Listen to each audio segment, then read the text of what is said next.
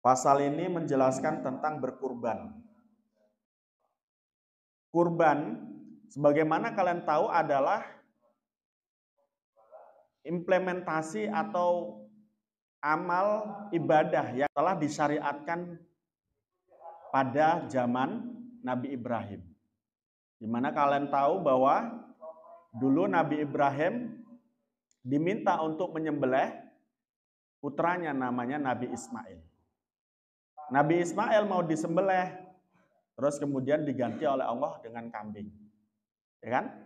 Nah, kemudian ini terus kemudian berlanjut, tapi substansi daripada kita diperintahkan untuk berkurban adalah untuk memberikan kebahagiaan bagi orang miskin dan fakir agar mereka tetap makan daging. Tetap makan daging. Nah, sebagaimana kita tahu, orang kalau tidak makan daging ya otomatis gizinya tidak ada. Oleh karena itu Islam membuat sebuah syariat, ada satu lebaran, satu hari raya yang di dalamnya dianjurkan untuk menyembelih kurban. Hari raya apa itu? Hari raya kurban atau Idul Adha. Itu fungsi daripada kita lakukan ibadah kurban ini. Jadi sifatnya adalah sifat sosial atau ibadah sosial. Nah, itu nanti ketika kita sudah sembelih ini hewan kurban, maka kemudian kita bagikan kepada orang miskin dan orang fakir. Dulu ada cerita, ada seseorang ingin berkurban sapi. Apa? Ingin berkurban sapi.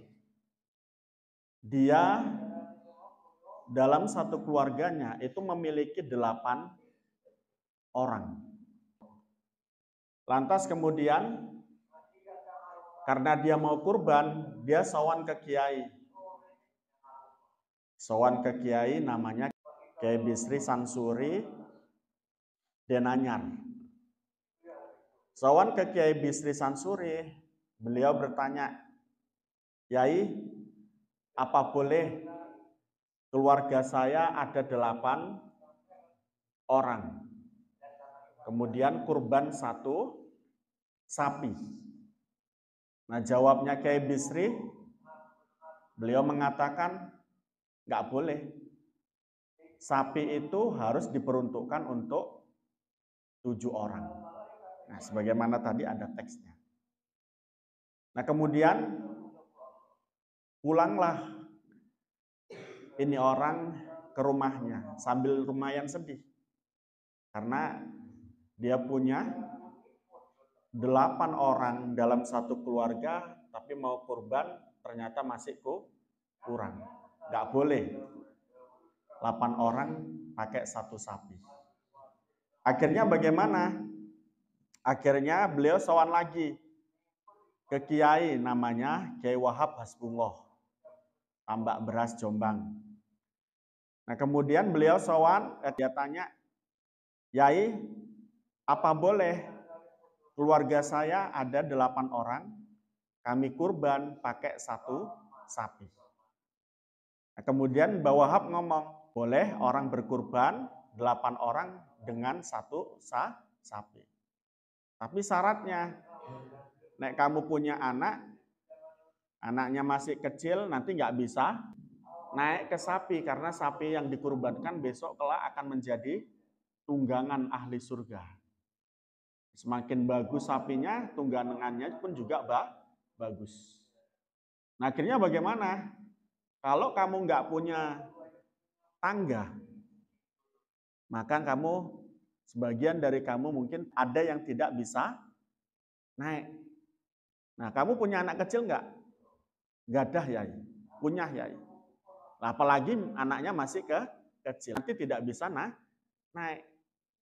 Nah, ya sudah gini, pulang lagi. Pulang, besok tetap kurban pakai 1 sapi, tapi kemudian harus ada 1 kambing. Untuk apa? Untuk tangganya.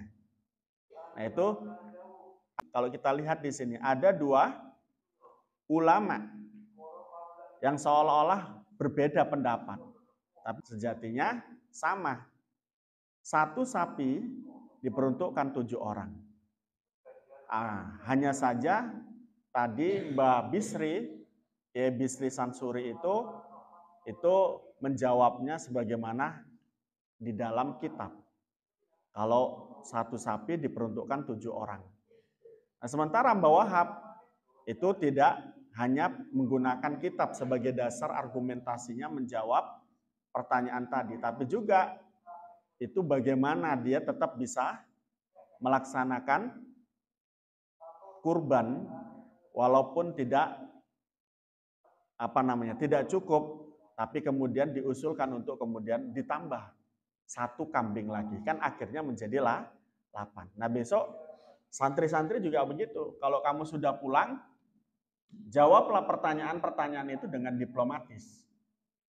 Sehingga tidak menjadi orang yang bertanya itu menjadi putus asa terhadap jawabanmu.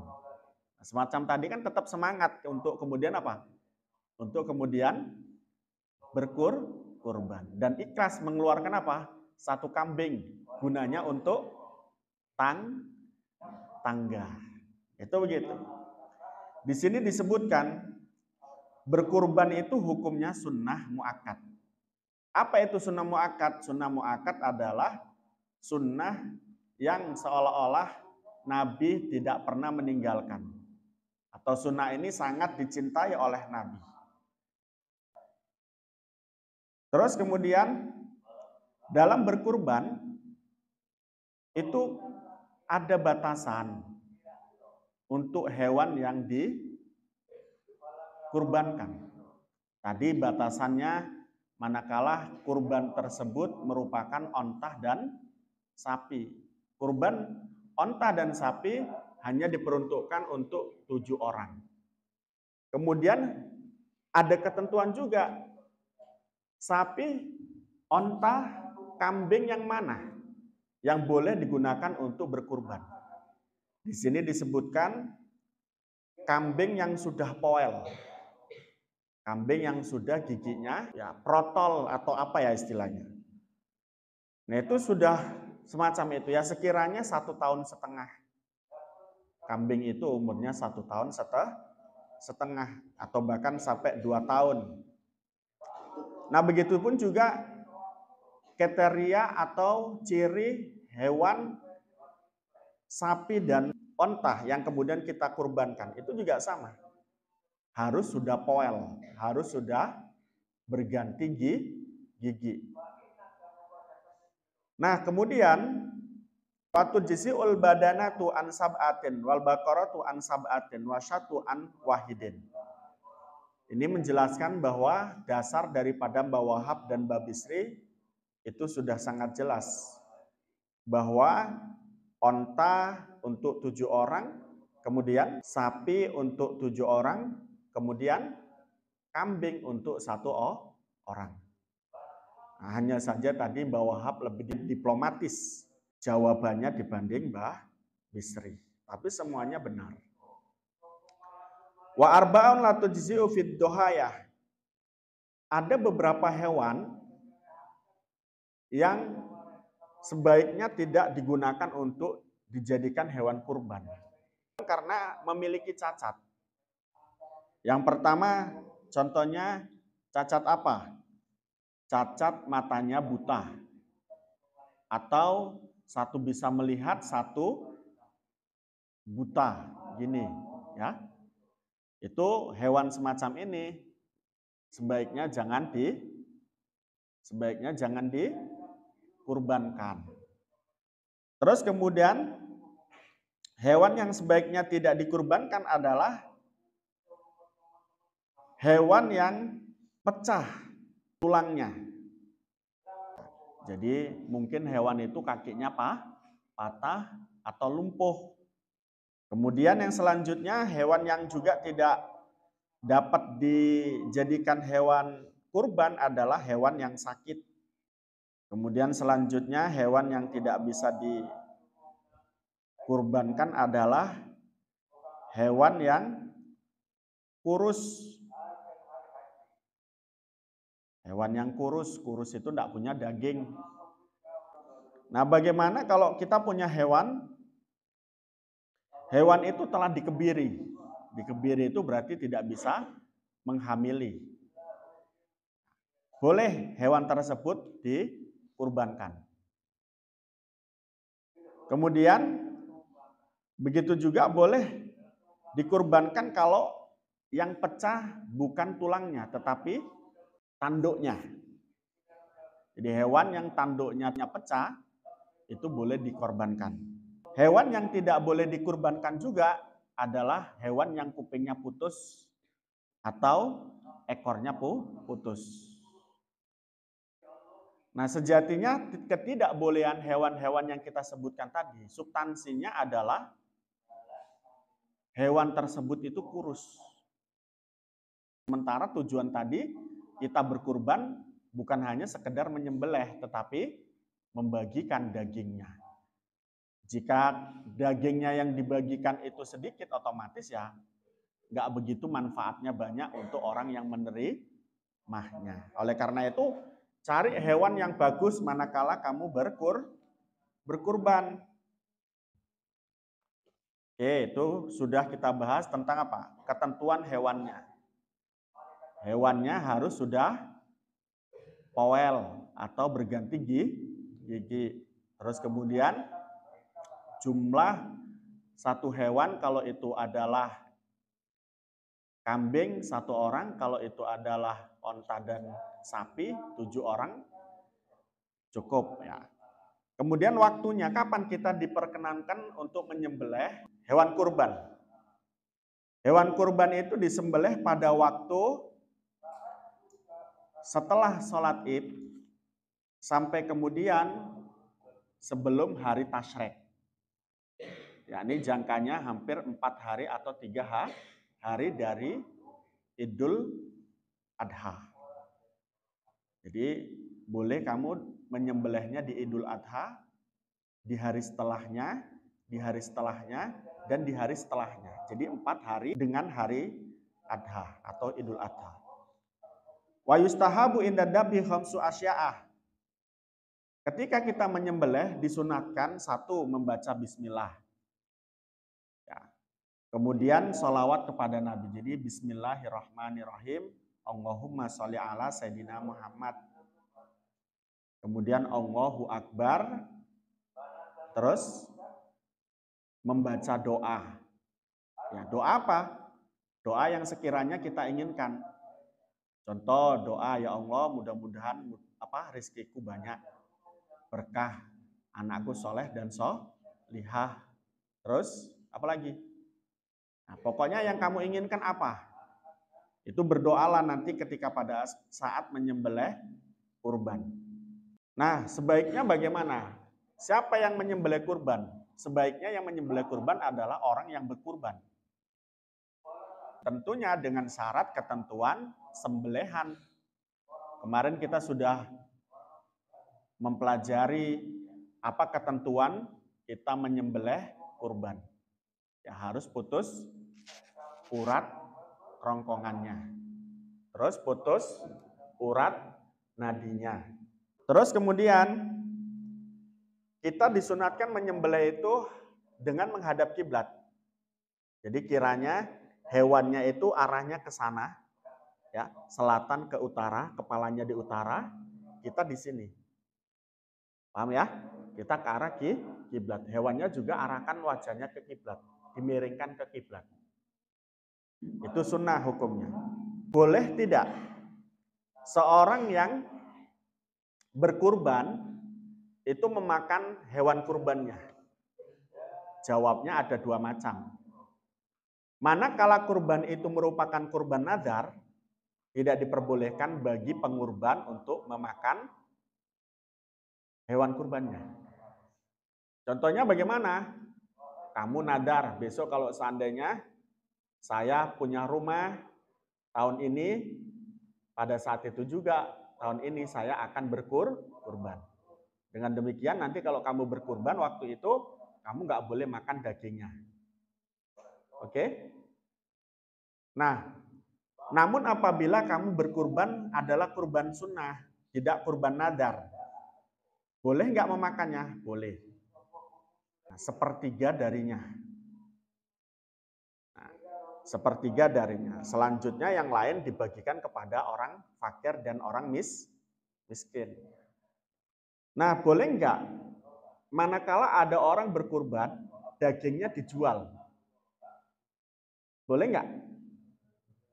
Ada orang berkurban, setelah dia berkurban, dagingnya dibeteti, diambil, kemudian dijual. Nggak boleh. Meskipun itu disembelih pada saat hari Idul Adha. Nah, bagaimana andai kata ada orang mendapatkan daging kurban, kemudian dijual? Boleh nggak? Boleh. Jadi kalau kamu dapat daging kurban, boleh dijual. Tapi sebaiknya jangan. Karena itu pemberian yang kemudian harus kamu makan, atau sebaiknya kamu makan untuk kemudian sebagai kepercayaan seseorang yang memberi kamu, bahwa itu adalah untuk kebahagiaanmu untuk dimakan, bukan untuk dijual. Faslun. Selanjutnya, di dalam Islam masih terkait ibadah sosial. Ini kan ibadah sosial, dianggap ibadah sosial itu karena memang ketika kita berkurban, kurban itu untuk orang lain yang membutuhkan dan kekurangan. Ibadah sosial yang lain adalah akikoh. Faslun wal akikotu mustahabatun. Fasal tentang akikah. Akikah itu di dalam Islam disunnahkan. Akikah itu apa? Akikah itu adalah penyembelihan kurban yang diperuntukkan untuk anak yang baru lahir guna dimasak dan dibagikan kepada orang-orang miskin dan orang-orang yang membutuhkan. Nah, bedanya apa kalau di dalam kurban itu tidak ada kesunatan bagi orang yang mengurbankan untuk memasak dagingnya. Tapi kalau di dalam akikah, orang yang berakikah disunahkan untuk memasak dagingnya. Ya, kemudian setelah dimasak dikasihkan orang lain. Itu perbedaannya. Kamu udah diakikah belum? Sudah ya. Nah, kalau kamu nanti jadi orang tua, ngakikahi, jadi jangan dagingnya yang dikasihkan orang lain. Tapi apa? Sayur dagingnya, masakan dagingnya itu yang kamu berikan kepada orang lain. Itu akikah. Nah, di sini akikah hukumnya sunnah. Akikah ini adalah ya adabbihu anil mauludi yaumas sabi'i. Yang dimaksud dengan akikah adalah penyembelihan hewan untuk anak yang baru lahir di hari ke-7. Wa yudbahu anil hulami syatani. Ketentuan akikah manakala yang lahir adalah anak laki-laki, maka sunnah menyembelih 2 kambing. Sunnah menyembelih 2 kambing. Wa anil jariyati. Sementara untuk anak perempuan syatun, 1 kambing. Nah, manakala kita sudah menyembelih hewan akikah kita, maka yut'imul fuqara wal masakin. Maka kita berikan kambing hasil sembelihan kita itu setelah dimasak untuk orang-orang fakir dan miskin. Kita busa baki warambi Allahu alam bi shawab. Rabbi